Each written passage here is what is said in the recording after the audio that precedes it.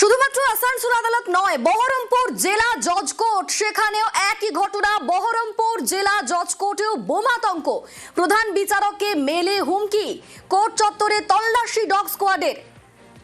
এই ঘটনা ঠিক কি ঘটনা, নেপথ্যে কারা? আমাদের সঙ্গে সরাসরি রয়েছেন আমাদের প্রতিনিধি প্রণব। এখনো পর্যন্ত কি জানা যাচ্ছে? এই হুমকি মেল কোথা থেকে পাঠানো হয়েছে এবং ঠিক কি বলা হচ্ছে মেলের মাধ্যমে?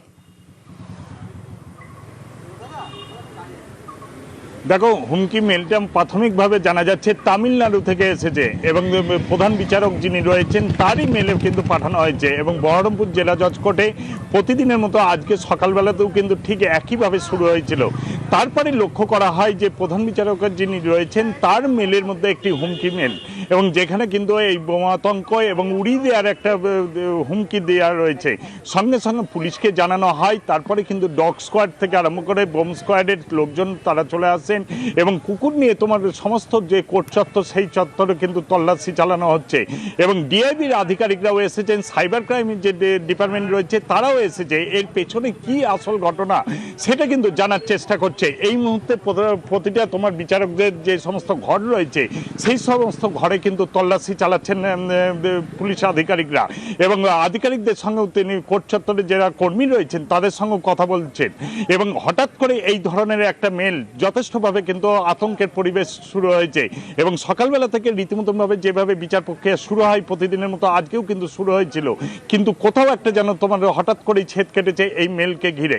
প্রচুর পরিমাণে পুলিশ রয়েছে কোর্ট চত্বরের মধ্যে এবং সমস্ত জায়গাগুলো কিন্তু তল্লাশি চালাচ্ছে এবং সকলের সঙ্গে তোমার কিন্তু কথা বলছে। প্রসঙ্গত যেন তোমার সুপ্রিম কোর্টের নির্দেশের পরেই কিন্তু এই বিচারকরা তোমার এসআইআর কাজের দায়িত্ব নিয়েছেন, এবং সেই কারণে কিছুক্ষণ করে কাজ হওয়ার পরই তারপরে কিন্তু এসআইআর কাজে তারা চলে যাচ্ছেন।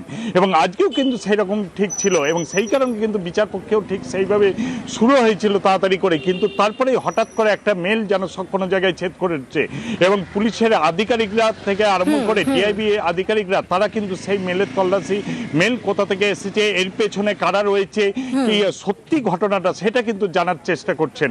একেবারে সব বিষয়টা এই মুহূর্তে খতিয়ে দেখা হচ্ছে এবং কোর্ট চত্বরে তল্লাশি ডগ স্কোয়াডের।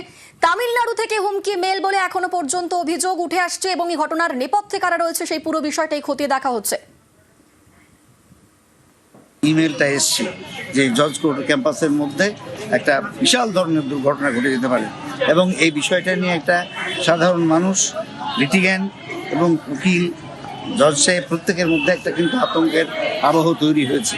আমরা যেটা দেখছি এখন পুলিশ প্রশাসনের তরফ থেকে এবং নানা রকম বিশেষজ্ঞ তারা এসছেন, এসে বিভিন্ন জায়গায় পরীক্ষা নিরীক্ষা করছেন যে ইমেলের সত্যতা কতটুকু। আমরা খুব আশঙ্কার মধ্যে রয়েছি, কাজকর্ম করাও খুব দুষ্কর হয়ে পড়েছে।